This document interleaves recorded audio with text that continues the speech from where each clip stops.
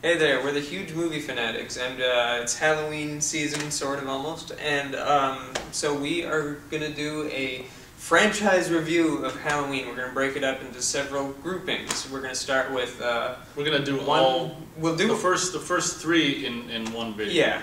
So we're starting with 1, 2, and 3. Let's start with Halloween. I'll take off. Or wait, no, you did, because I started, I think, the last one. Alright, well, Halloween, then. Halloween is one that I have huge respect for. Halloween 1978. 78. Yeah, we're starting with the originals. It's something I have a lot of respect for, because that basically started off a trend that took off for pretty much even till now. It's never died. It hasn't really died. It's just like fizzled. Michael Myers, unfortunately. It's a movie where I think the first one works extraordinarily well. You have this nameless, well, I guess he has a name, but you have this, basically this, the idea of it is that he's supposed to be like this nameless guy who just sort of comes in and swoops in, like the man with no name from the old westerns. He comes into town, and he starts picking off these babysitters. The first one's about this man picking off babysitters in a small Midwestern kind of town. And it's scary. It's really well performed. Jamie Lee Curtis and Donald Pleasance really act the hell out of that movie. PJ Souls is quite good in it. That's her name, right? Yeah. The cheerleader. I just assume she's a cheerleader. Well, she is. Was she a cheerleader? Yeah, she's got 3 more cheers to learn. Oh, okay. I gotta get my hair done at 5. My dances at 8. Look at that performance. Totally wiped out. Look at that performance. I understood that she was a cheerleader when I didn't pay attention to what she was saying. Just from the performance, Yeah.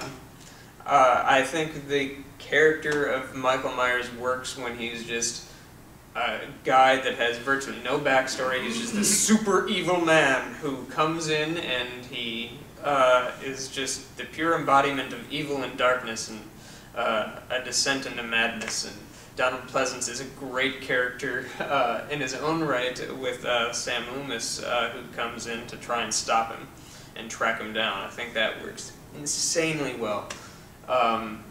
The color scheme in the movie is just great. Have you seen the Blu-ray? I have not seen the Blu-ray. Unbelievable. It's just, like, the color scheme of the movie is great. The pacing is pretty good. The music is so iconic and recognizable. I'd go as far as to say it's probably the top, like, 5 most recognizable horror movie themes. Yeah, horror movie. Probably after Psycho. And it's just, like, there's very little that doesn't work with the movie. The performances sort of work. The violence in the movie works because it's relatively minimal. I mean, there's not really that much violence. A lot of it is kind of implied or just you're shown the aftermath of it. And I think that works really well for its own movie.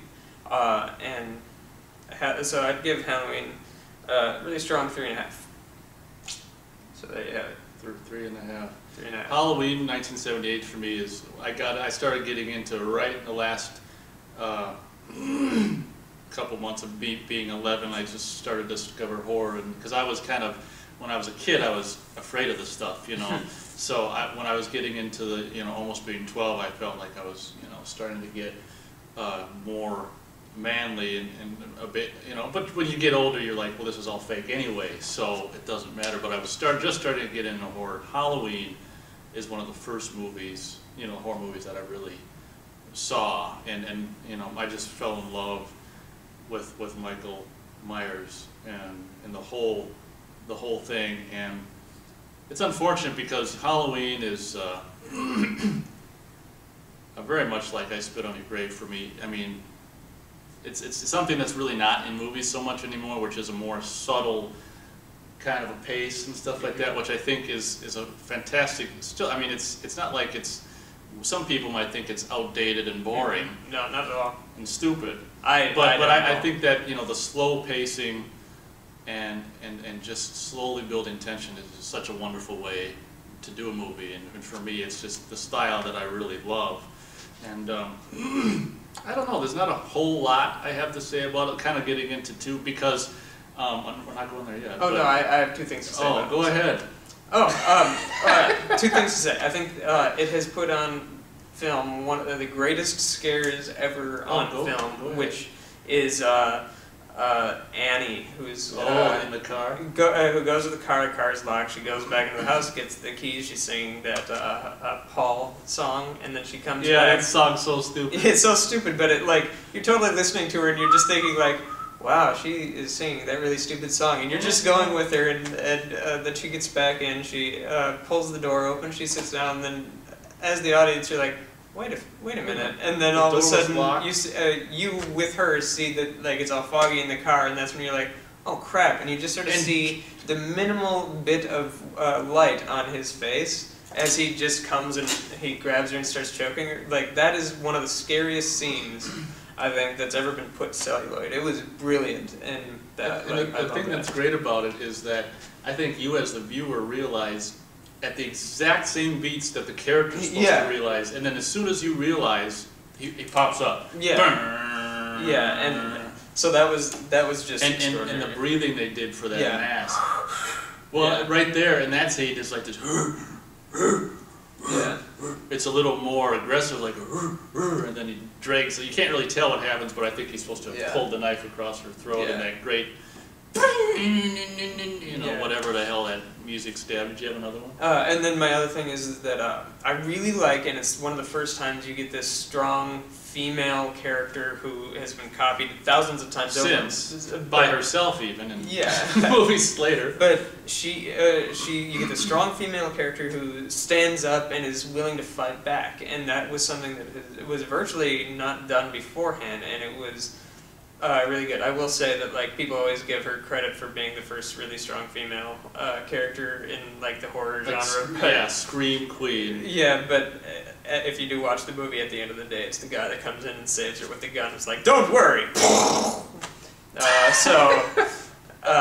Like there's still a little bit of like the guy swooping in to save her kind of thing. But I do give them props for giving a really strong role to a really strong actress, and she owned it. She owned that, and like in real life, supposedly she's a lot more like the cheerleader character. So like that was a genuine performance, and she's really good in it. And so that's all. I'm done on Halloween. And Well, I was in the middle of my. Oh, he was in a point that I interrupted a long time ago. Yeah, but.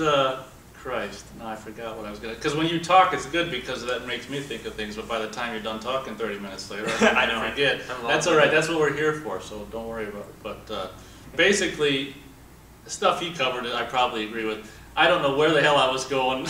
I'm just gonna say Halloween's great. I think that the beginning also, let's not even forget the beginning with the kind of Orson Wellesian...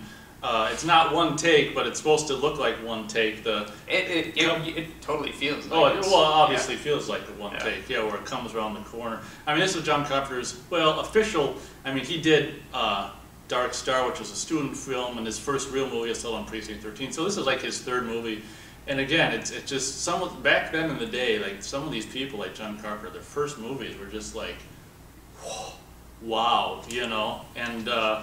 This is an example of that, and like I say, that first shot where it just comes around, and it's like it's a crime now, a fictional crime that's indelible, embedded in the world as far as that night, Halloween, the young Michael Myers, and the thing that's beautiful about it is for whatever we don't know what the hell, for what reason he did this, the first movie plays from that aspect, which is personally the aspect I like movies to go at, or at least that kind, where it's just like, it's like less is more. It's like, the movie's not about the reason why, and the fact that you don't know the reason why makes him all the more scary. So,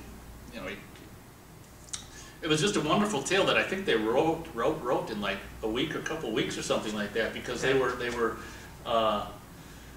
originally contracted or whatever to do this, babysitter murders kind of movie, and I think it was the title, wasn't it? Yeah, I think it was originally Babysitter Murders, and I think the producer said, "Well, just you know, have it take place on Halloween, and what? Oh, well, call it Halloween, you know. And, Yeah. and now it's just The fact that that movie could have been named something else is just unthinkable.